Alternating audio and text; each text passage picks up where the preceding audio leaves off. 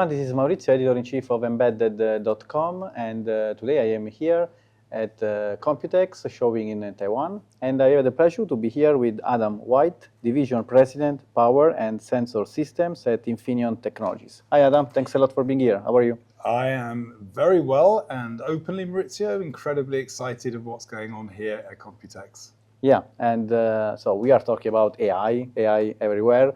Let me say power everywhere as well. So no AI without power. So we have to power AI systems with efficiency, talk about efficiency and sustainability as well. No, absolutely. So look, as we understand, the amount of compute power is exponentially going up. And with that, then, of course, the amount of power requirements is also now very much in focus. So just, today's world, the amount of data centers is already using the equivalent of about 2 to 3% of the global electricity produced. And moving forward, that is expected to be growing anywhere between 7 and 10%, anywhere from year 2035. So from our perspective, we have this responsibility to look at the challenges, and with those challenges, of course, brings huge opportunities. And talking about AI data centers, so today they are facing different challenges. So let's analyze from a general point of view, which are the architectural design challenges for AI data centers. Yeah, absolutely. So if you think about it, the power racks themselves and the power consumed in a rack, years back, 2022 was less than 60 kilowatts. Now we're above the 100 kilowatts. And by 2027, it's expected to go to about 600 and above 600 kilowatts. And we're very happy, actually, during Computex, we announced a collaboration with Nvidia to really talk about the revolution of the architecture for the power distribution.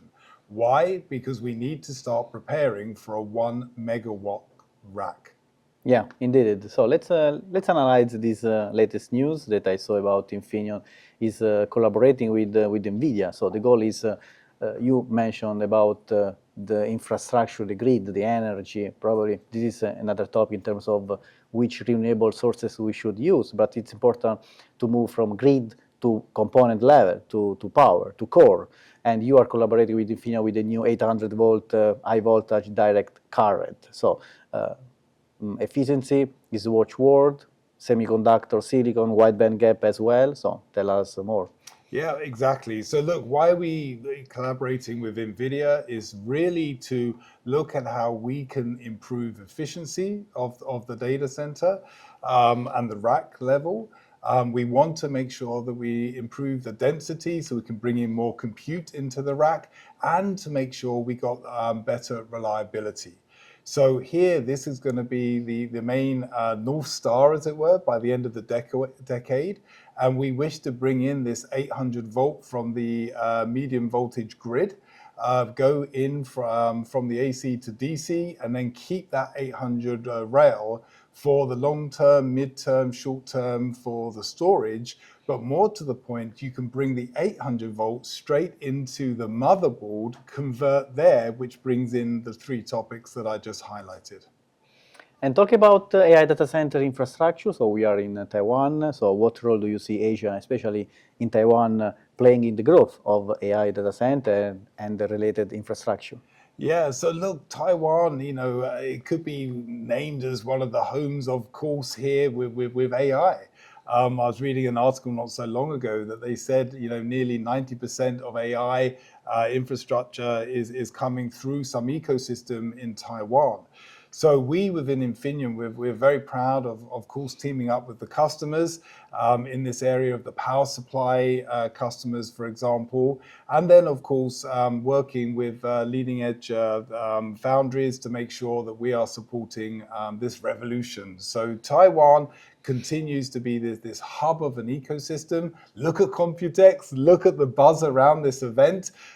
So honestly speaking, Taiwan is critical for the success of AI moving forward. Thank you. And the last question for you, Adam. So what message you would give to our audience? What's next from Infineon for the next month, looking forward, next month's years? And so in terms of collaboration, partners, what can we expect in the next years? Oh my word, Maurizio, I thought you were interviewing me. I didn't realize you were actually my CEO. This is exactly what my CEO asked me, the same questions. So look, we're in this revolution. Yeah, we got the North Star to look at the new architecture that we just talked about.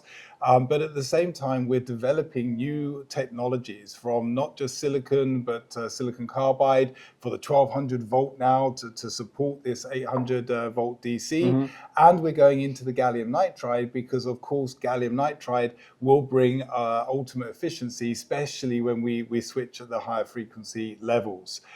So this is going to keep us very, very busy. And then on top of that, we are continuing to look at new technology for supporting and the VRM, the actual power rails for the GPUs.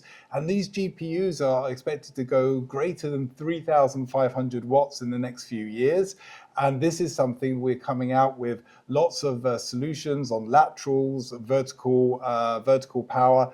And what I mentioned in the forum during Computex, we're even looking at in substrate solutions as well. So this is going to keep us busy. It's going to keep the industry busy. We need the industry to come along this journey. And from an Infineon perspective, we don't want to be chasing the industry.